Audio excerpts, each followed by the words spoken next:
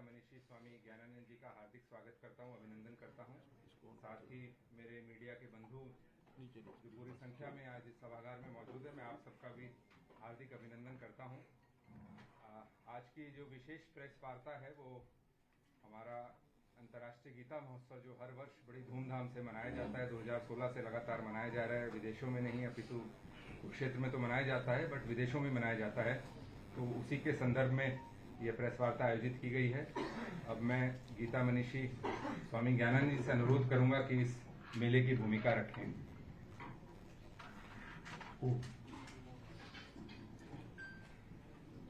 अभी मार्गशीर्ष महीना प्रारंभ हो चुका है अपनी भारतीय सनातन संस्कृति का,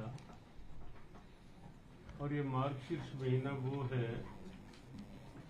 जिसको एक तो भगवान कृष्ण ने गीता में अपनी विभूतियों में स्थान दिया है कि मासा नाम मार्गशीर्षो, हम महीनों में मार्गशीर्ष मेरा ही। इसी महीने के शुक्ल पक्ष की एकादशी तिथि जो आती है, जो इस वर्ष 23 दिसंबर को है, ये तिथि गीता जयंती के रूप में निश्चित है। वह तिथि जब भगवान कृष्ण ने आज से 5160 वर्ष पूर्व कुरुक्षेत्र की धर्मधरा पर अर्जुन के निमित्त से समूची मानवता के लिए गीता का उपदेश दिया था। ये सत्य है कि गीता हिंदुओं का आस्था ग्रंथ है।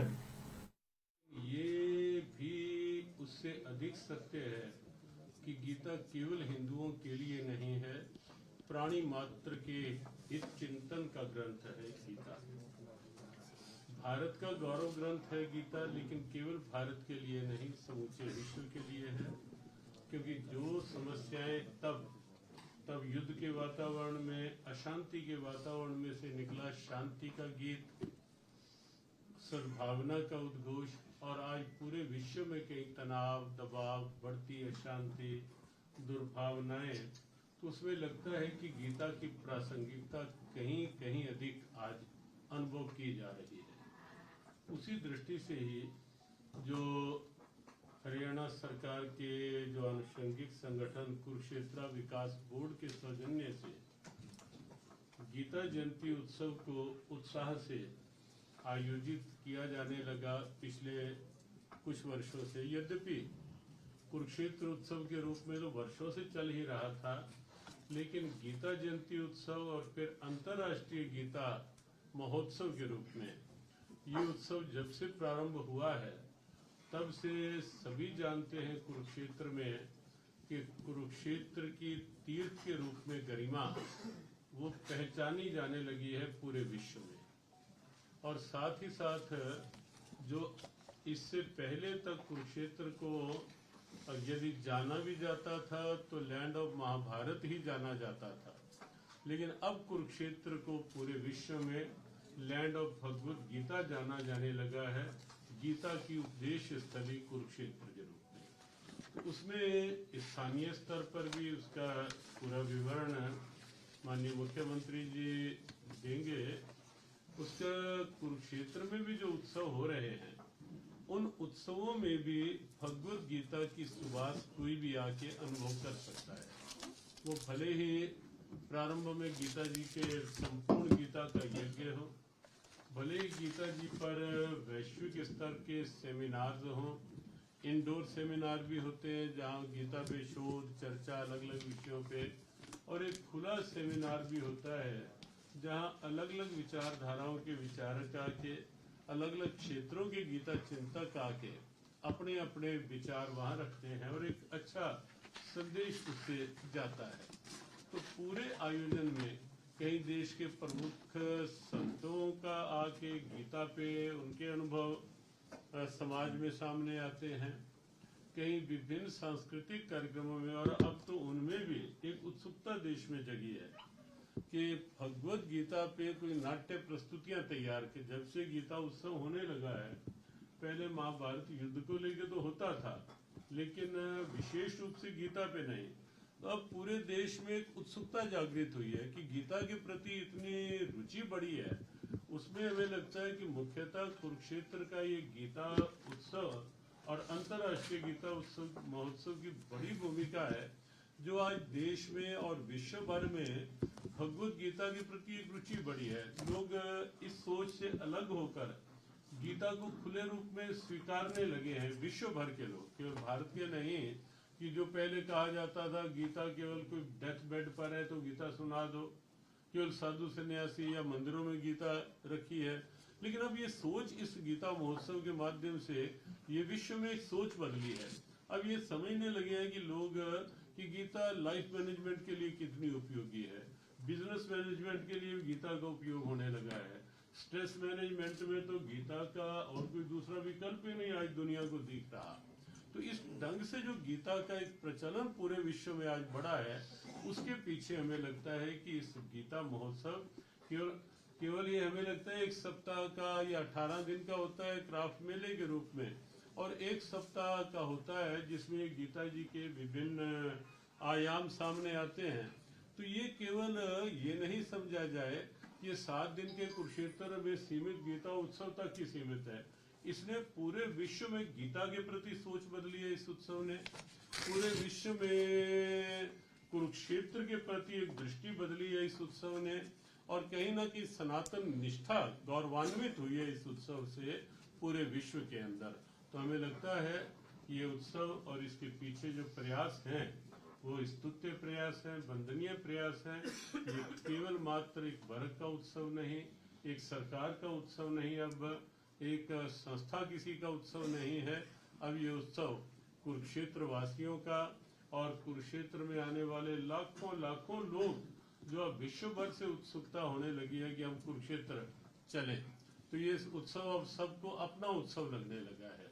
तो ये उस उत्सव की एक व्यवहारिक सफलता देखी जा रही है। आगे जैसे जैसे उत्सव के जो जो स्वरूप है इस बार के, उसकी चर्चा भी आप सुनेंगे और बाद में जैसा होगा तो आगे।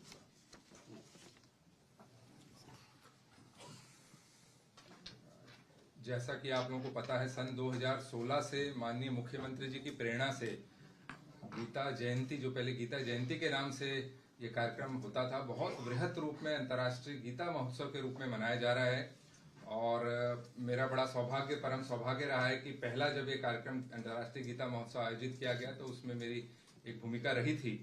तो और सबसे ज्यादा भूमिका माननीय मुख्यमंत्री जी की रहती है। छोटी से छोटी चीज, उसकी डिटेल खुद वो बड़ा रुचि लेकर उसकी तय करते हैं। तो अब मैं माननीय मुख्यमंत्री जी से अनुरोध करूंगा कि जो आगामी इस बार का जो 8वां संस्करण है अंतर्राष्ट्रीय गीता महोत्सव का, उस बारे में हमें विस्तृत जानकारी दें। मित्रों, जैसा स्वामी जी ने भूमिका में सब बातें बताई हैं कि किस प्रकार से एक गीता महोत्सव के रूप को 2016 में हमने बनाया। उससे पहले ये गीता महोत्सव के बजाय गीता उत्सव के रूप में एक छोटे लेवल पर ही कुछ सालों से मनाया जाता था। वास्तव में तो सन 2014 में जब प्रधानमंत्री जी कुरुक्षेत्र स्वयं आए थे, उस समय उन्होंने एक इस प्रकार का अपना वक्तव्य दिया था कि कुरुक्षेत्र में हमें कुरुक्षेत्र को गीता स्थली के रूप में इसकी मान्यता दिलाने के लिए अतिरिक्त प्रयत्न करने होंगे।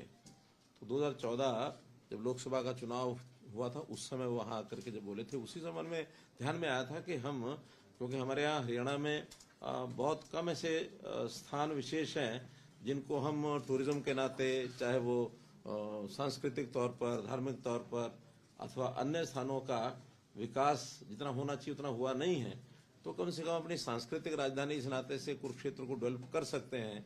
क्योंकि गीता का एक जैसा एक विषय सारे देश और दुनिया में, जैसी हमारी संस्कृति, हमारा इतिहास उसको बताता है, तो मान्यता बहुत अच्छी है और कोई चीज नेगेटिव नहीं है।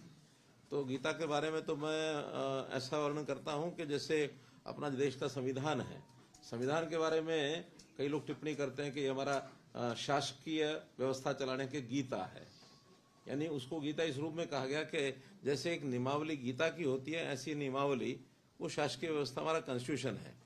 और मैं अगर गीता को कहूं तो Gita is a constitution of our way of life. यानी गीता हमारे जीवन के पथ प्रदर्शन के नियमों के नाते से हमारा एक संविधान है, एक कॉन्स्टिट्यूशन है। तो इसका जो उल्लेख है हर क्षेत्र के लिए, उसमें व्यवस्था विधि ये बताई गई है। और स्वामी जी ने तो उसके ऊपर पुस्तकें भी लिखी हैं कि एक किसान के लिए गीता का संदेश क्या हो सकता है, एक विद्यार्थी के लिए क्या हो सकता है, अध्यापक के लिए क्या हो सकता है, एक गृहस्थी के लिए क्या हो सकता है। बल्कि एक समय मैंने थोड़ा सा एक उल्लेख कर दिया, मैं कहा स्वामी जी राजनीति में गीता का क्या उपयोग है, राजनीतिज्ञों के लिए गीता का कुछ सार लिखो। और मुझे खुशी है कि अगले ही साल में स्वामी जी ने एक पुस्तक लिख दी, राजनीतिज्ञों के लिए गीता का सार। वास्तव में बहुत एक मार्गदर्शक हर व्यक्ति के लिए है। तो इसके महोत्सव के माध्यम से देश और दुनिया में फैलें। जैसा बताया कि 2016 में हमने पहले वर्ष इसका बड़ा शुरू किया था और करते करते इस बार 8वां ये उत्सव है। और इस बीच में 2019 में हमें पता है मॉरिशस में, क्योंकि पहले तो विदेश के लोग आते थे, बाद में विदेश के लोगों ने हमें यानी आमंत्रित करना शुरू कर दिया कि आप हमारे यहाँ आइए और आयोजन करिए। तो 19 में मॉरिशस में हुआ, 22 में कनाडा में हुआ, और अभी इस साल मॉरिशस का लंदन में भी हुआ, 19 में लंदन में भी हुआ। और अभी इस साल ऑस्ट्रेलिया में बनाने की योजना अप्रैल के महीने में वो सब बन रही है। और स्वामी जी ही यूएसए में, ऑस्ट्रेलिया में हो गया, और अभी अप्रैल में यूएसए में। हाँ, तो यूएसए की ओर से निमंत्रण है। उस नाते से अब जहाँ जहाँ भारतीय मूल के लोग हैं वहाँ से निमंत्रण खूब आ रहे हैं। श्रीलंका की ओर से बड़ा अच्छा निमंत्रण है। श्रीलंका की ओर से, तो ऐसे बाकी देशों से भी धीरे धीरे करके जैसे आगे बढ़ेंगे तो उस नाते से जरूर ये विश्वव्यापी एक संदेश गीता का ये बनने जा रहा है। तो इस बार जो 8वां उत्सव ये होगा, इस समय महोत्सव, और 7 तारीख से इसकी शुरुआत होगी। जैसे पहले एक सरस मेला लगता है जिसमें आर्ट्स एंड क्राफ्ट्स के नाते, शिल्प और सरस इस नाते से बहुत से कलाकार अपने अपने प्रोडक्ट्स को, कृतियों को लेकर के वहाँ आते हैं। तो उनको वहाँ स्थान भी है, दुकानें हैं, वो सब दी जाती हैं। उसका एक सिस्टम है, 700-800 के लगभग वहाँ दुकानें हैं, उस पर वो आते हैं लोग, उसमें आना जाना शुरू करते हैं। बहुत सी अपने उपयोग की चीज़ों को खरीदना भी शुरू करते हैं। कुछ सांस्कृतिक दृष्टि से कुछ अलग अलग प्रदेशों की उसमें जब चीज़ें आती तो हमारा उनका एक कल्चरल संबंध भी बनता है, जुड़ता है। तो वो अभी 7 तारीख से शुरू हो रहा है, 2 दिन के बाद, और 24 तारीख तक कुल मिलाकर के सारी चीज़ें चलेंगी। मुख्य जो ये उत्सव है 17 तारीख से शुरू होगा। 17 से लेकर के 24 तक वो जो 8 दिन हैं उसमें बड़े कार्यक्रम सभी होने वाले हैं। हर वर्ष हम उसमें कोई एक पार्टनर स्टेट, एक राज्य को अपना सहयोगी राज्य बनाते हैं। तो इस बार असम जो है वो हमारा सहयोगी राज्य है। असम के मुख्यमंत्री से मेरी बात हुई थी, उन्होंने कहा कि ठीक है, हमारी टीम भी वहाँ आएगी, व्यवस्थाएं करेंगे, और वो स्वयं भी किसी एक दिन वो जरूर आने वाले हैं, उनका कार्यक्रम तय होगा। तो उनका अपना पेविलियन भी होगा, उनके वहाँ के शिल्प, वहाँ का खान पान, वहाँ का रहन सहन, उस नाते से असम का इस बार प्रभाव वहाँ निश्चित रूप से दिखेगा। उपराष्ट्रपति जी आ रहे हैं 17 दिसंबर को, उनकी सहमति मिल गई है। तो उन्हीं के आगमन पर विधिवत प्रारंभ जो इस उत्सव का, उस पूजन के, गीता यज्ञ पूजन के साथ वो शुरू होगा। और उसी दिन कुरुक्षेत्र विश्वविद्यालय में 3 दिवसीय अंतर्राष्ट्रीय गीता संगोष्ठी 17, 18, 19 ये 3 दिन की संगोष्ठी होगी। और उसमें गीता के ऊपर जितने भी व्याख्यान वहाँ दिए जा सकते हैं, जितना लोगों ने अध्ययन किया हुआ, स्कॉलर्स जो हैं उस संगोष्ठी में आकर के और वो अपनी ओर से विषय रखते हैं। हरियाणा का जो अलग से एक पैविलियन बनता है हर बार, इस बार भी उभरेगा। हरियाणा का लोक नृत्य है, हरियाणा का खान पान है, हरियाणा के जो विशेषताएं हैं वो दुनिया के लोगों को और बाकी देश के लोगों को भी उसका सबकी जानकारी मिले। तो उस नाते से एक प्रदर्शनी अलग से भी वहाँ लगाई जाएगी। इस सारे में भागीदारी जो है राष्ट्रीय स्तर के ऊपर Indian council of cultural relations ICCR, उनकी भी भागीदारी जो इसमें रहती है, और उनको भी हमने बुलाया है, अपनी ओर से वो विषय बुलाएंगे।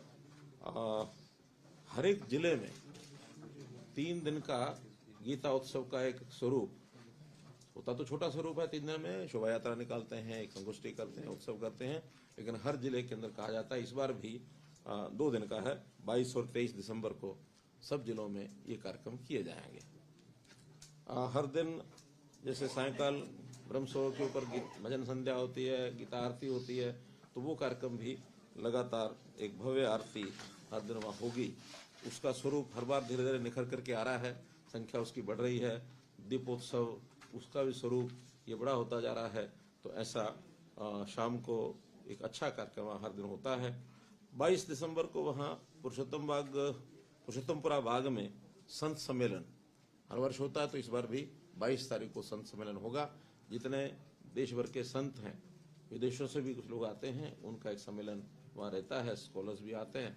और संतों की भूमिका समाज में क्या हो, समाज के सुधार के लिए, समाज में जो फैलती कुरीतियां हैं, बुराइयां हैं, उनको दूर करने के लिए, जैसे हमने इस बार संतों से निवेदन किया था, पीछे 5 मई को स्वामी जी उसमें आए थे, बाकी लोग भी, हमने हरियाणा में विशेष तौर पर नशा मुक्ति के लिए आह्वान किया था। और मुझे बड़ी खुशी है, संतों ने सबने कोई ना कोई किसी न किसी रूप में इन कार्यक्रमों को अडॉप्ट किया है कि हरियाणा में नशा कैसे रोक सके हम।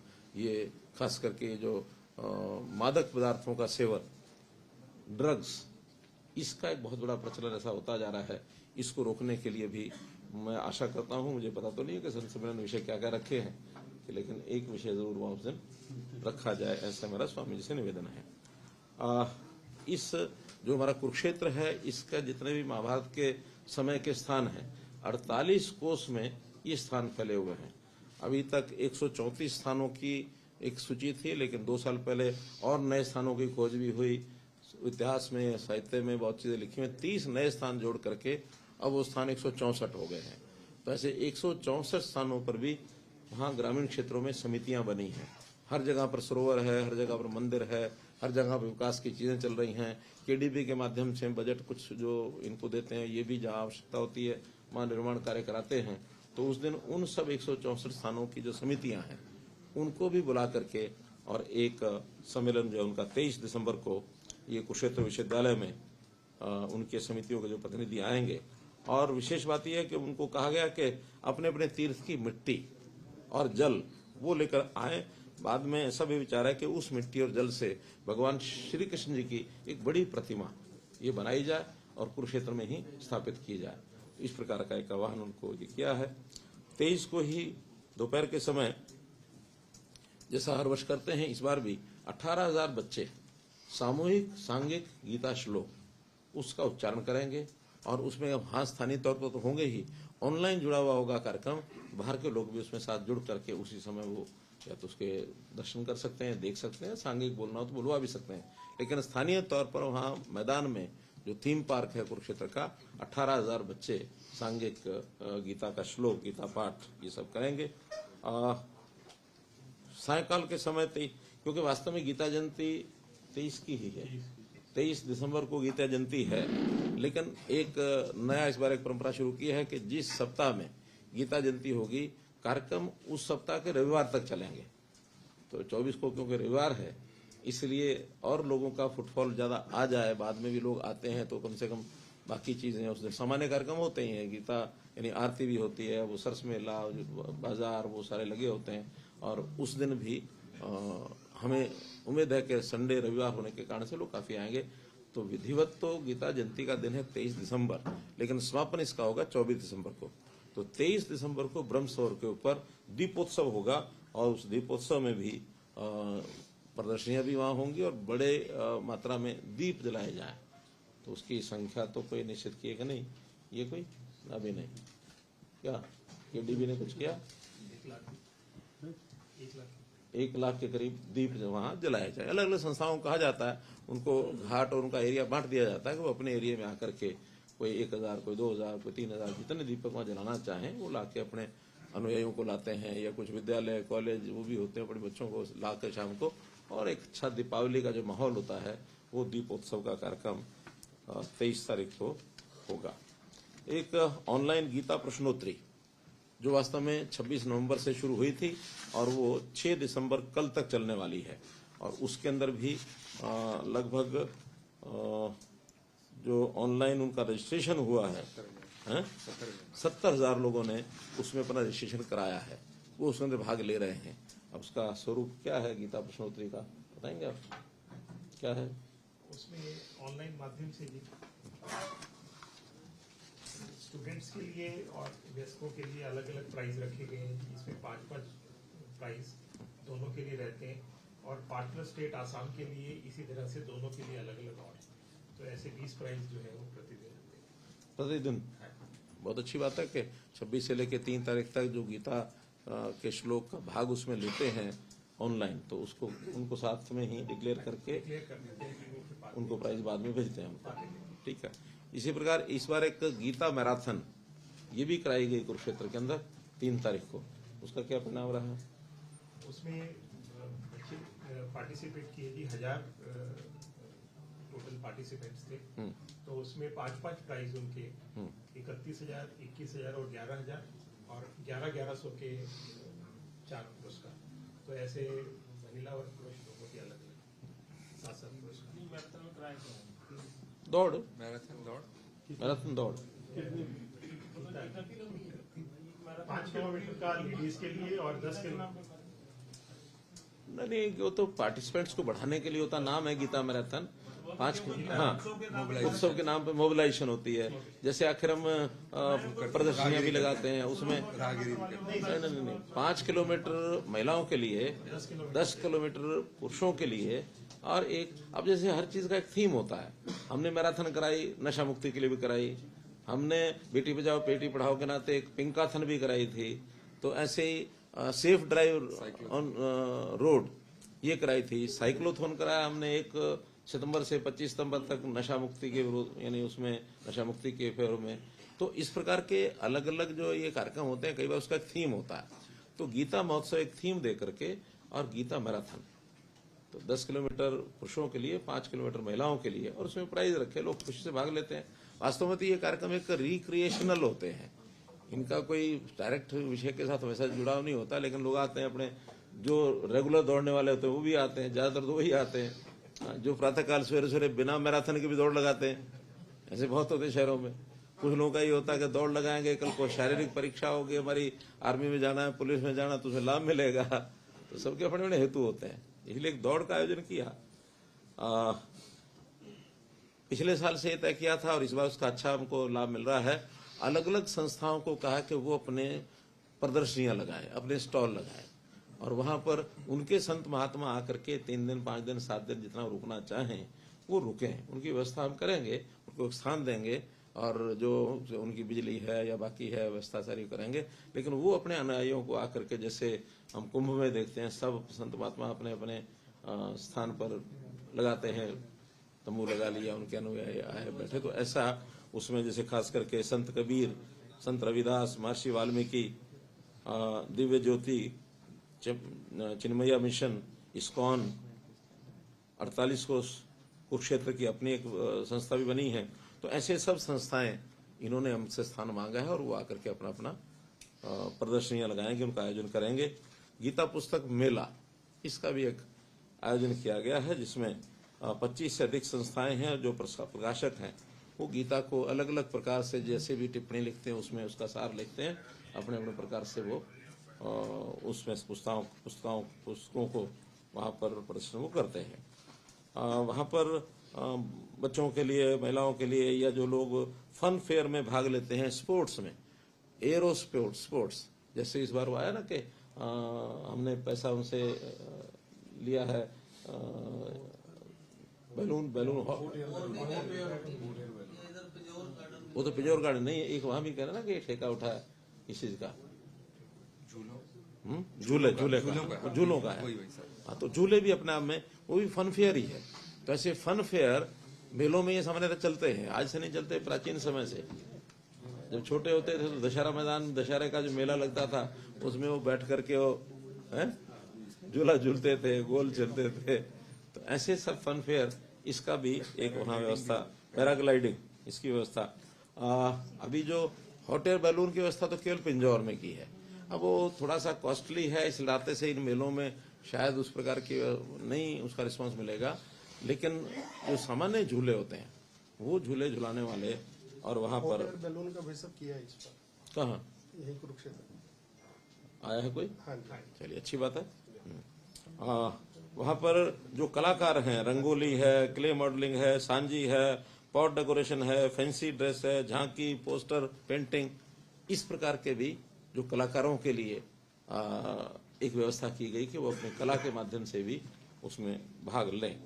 तो कुल मिलाकर आयोजन को धीरे धीरे और विस्तार दे रहे हैं, ताकि एक तो जितना ज्यादा विस्तार देंगे, जितना जो ज्यादा लोग आएंगे, पर्यटक आएंगे, उतना अपना छोटा मोटा बिजनेस व्यापार करने वाले लोग भी आते हैं। वो आते हैं तो कंट्रीब्यूशन उनका भी होता ही है, कई चीजों का हम ऑक्शन करते हैं। और धीरे धीरे अब ये मेला आत्मनिर्भर यानी आर्थिक दृष्टि से, अपने खर्चे की दृष्टि से सेल्फ फाइनेंसिंग इसकी हो रही है। और ये पहला वर्ष ऐसा है कि जो अनुमान खर्चे का लगाया है उतना इसमें रेवेन्यू इनकम भी आने वाली है, ब्रेक इवन होगा। शायद केडीबी को इस बार कोई सहयोग ग्रांट आदि न देनी पड़े। वैसे हर वर्ष देते हैं, पहले वर्ष तो कितना खर्चे हैं अनुमानित? 3-4 करोड़ कितना, करीबन इतने। हाँ। पिछली बार 3.25 करोड़ था, इस बार 4 तक। हाँ 3.5-4, वो तो डिपेंड करता है कितने व्यवस्थाएं खड़ी होती हैं, ये सब बाद में लगता है। लेकिन इनके पास जैसा अब रेवेन्यू आया है, चाहे वो स्टॉल्स के पैसे आए हैं, चाहे जो फन फेयर का आया है, चाहे पार्किंग का भी ठेका उठाया है, तो अब जैसे जैसे उनको इनकम होती है उस हिसाब से अगली बार ज्यादा आते हैं। तो इस बार जो आया उनका ठेका बढ़कर के आया है, तो हमें लगता है कि इस बार शायद अपने पैरों पर ये मेला खड़ा हो जाए। और मेले वास्तव में चलते भी तभी हैं लंबे जब अपने खर्चे को अपने आप निकालें। सरकार के प्रारंभ में शुरू करने में तो किया जा सकता है, आपको ध्यान है कि नहीं ध्यान है, मुझे ध्यान में जब पहले 2 साल हमने शुरू किया तो विपक्ष के लोगों ने बहुत शोर मचाया, बताया 100 करोड़, लेकिन हाँ कुल मिला के हमारा 10-12 करोड़ रुपए का खर्चा उस पहले साल में हो गया था। अच्छा, उस साल पहला ईयर था, खर्च थोड़ा ज्यादा ही हुआ, हमें भी पता है। बाद में हमें अनुभव हो गया कि किस चीज का खर्चा करना, किसका नहीं करना है, किसका कम किया जा सकता है। तो कम करते करते वो 3-4 करोड़ तक की खर्चा आ गया है। पिछली बार उसमें 1-1.25 करोड़ हमको डालना पड़ा था। इस बार मुझे लगता है कि केडीबी को उसमें कोई भी खर्च नहीं करना पड़ेगा, और हो सकता है कि धीरे धीरे इसमें से कुछ पैसा बचना शुरू हो जाए। और जैसे शीतला माता मंदिर, मनसा देवी मंदिर, वहां का पैसा उनके पास बचता है तो वो सामाजिक काम करते हैं।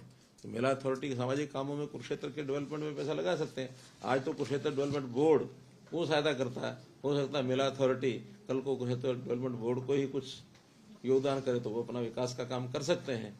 इसी के साथ एक चीज जो और बतानी है, वो मैंने स्वामी जी से बातचीत की है, वर्षों से बात तो वो चल रही है लेकिन वो फाइनल भी नहीं हो पाया था, कागजों में ही है, लेकिन इस बार उसको फाइनल करेंगे। एक इंडिपेंडेंट मेला अथॉरिटी ये बनेगी, जैसे सामान्यतः कुंभ के मेले होते हैं, ऐसे वहां इंडिपेंडेंट अथॉरिटी होती है। सरकार केवल व्यवस्था में एक मेला अधिकारी बना देते हैं, जहां जो सरकारी सेवाएं हैं उनमें कोई व्यवधान ना आए। जैसे म्यूनिसिपैलिटी की व्यवस्थाएं हैं, जैसे पार्किंग के लिए जगह चाहिए, जैसे स्वास्थ्य की दृष्टि से कोई फोगिंग करनी है, या सेफ्टी की दृष्टि से कोई हमें डिप्यूट करना है, पुलिस को लगाना है, ट्रैफिक पुलिस को लगाना है, वो सारे काम सरकारी हैं, वो मेला अधिकारी करते हैं। और जो जगह उपलब्ध करानी है वो भी हम कराते हैं। कहीं योगदान करने की बात जितनी आती है वो हम करते हैं, लेकिन अथॉरिटी प्लानिंग अपने आप बनाए, अपने आप ही उसके सारे सिस्टम खड़े करे, जितना कम से कम हो उतना सरकार के ऊपर डिपेंडेंसी हो। और वही मेला अथॉरिटी बाकी जिलों में भी अपने अपने जिलों के अंदर कोई स्वरूप खड़ा करके वहां कैसे हम कर सकते हैं, क्योंकि अपने आप में काम बड़ा है। अभी इस बड़े काम में मेले के साथ जुड़े हुए लोग और सरकार के साथ जुड़े हुए लोग मिलकर करते हैं। धीरे धीरे मेला अथॉरिटी इंडिपेंडेंटली सारे काम करे, और खास करके उसमें एक विदेश में भी आयोजन बढ़े, उसके आयोजन करने के लिए भी एक विंग उसमें मेला अथॉरिटी बनाएगी अपना, ताकि विदेशों में भी जाकर के कार्यक्रम करने में वो सारी भूमिका निभा सकें। और ये मेला दिनों दिन उत्तरोत्तर ये जो महोत्सव है ये अपना स्वरूप खड़ा हो और जनता के लोगों के जीवन का एक अंग बने। हमने इस बार पिछली बार की तरह इस बार भी जैसे बसें हैं वो चलाएंगे, हर जिला हेडक्वार्टर से बसें चलती हैं, उसके ऊपर मेला स्पेशल जो होती है ये बसें होती हैं, उसका किराया भी शायद हम आधा लेते हैं, 50% किराया वो अभी भी इस बार भी उसको बनाकर रखेंगे। वैसे तो अगले वर्ष जनवरी तक जो नई घोषणा मैंने की है कि गरीब परिवारों को भी उनको 1000 किलोमीटर बस सेवा फ्री हो जाएगी। उसके बाद फिर मेले के नाम से नहीं, वो तो वैसे ही फ्री आ पाएंगे, और उस नाते से वो व्यवस्था अगले साल से लागू हो जाएगी। इस संबंध में जो कुछ स्वामी जी की ओर से विषय था कि मैंने जो रखना था वो आपके सामने रखा है, फिर भी कोई विषय होगा।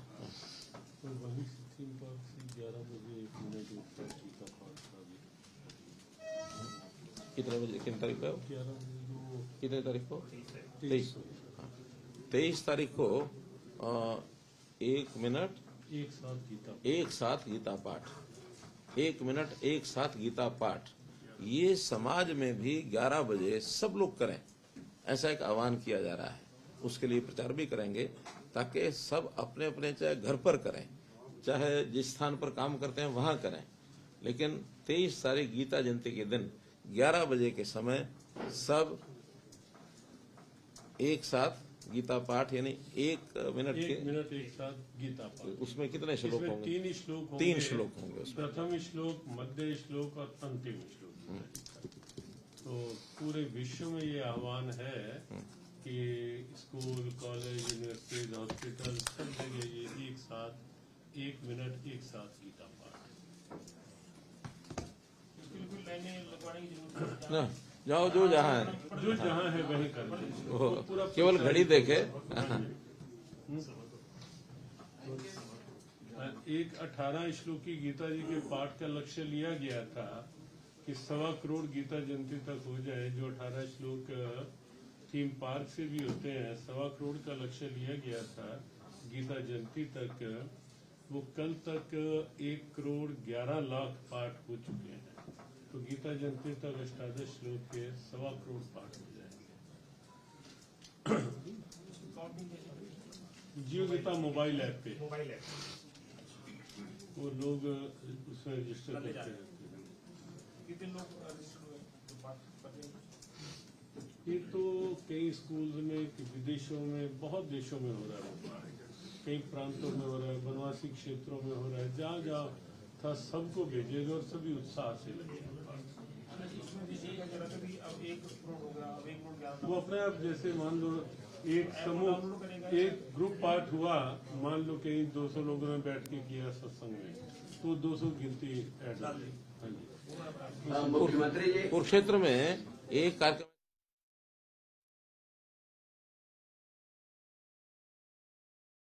उत्सुकता निवारण कालांश कुरुक्षेत्र में रखेंगे। आप सब आइए वहाँ।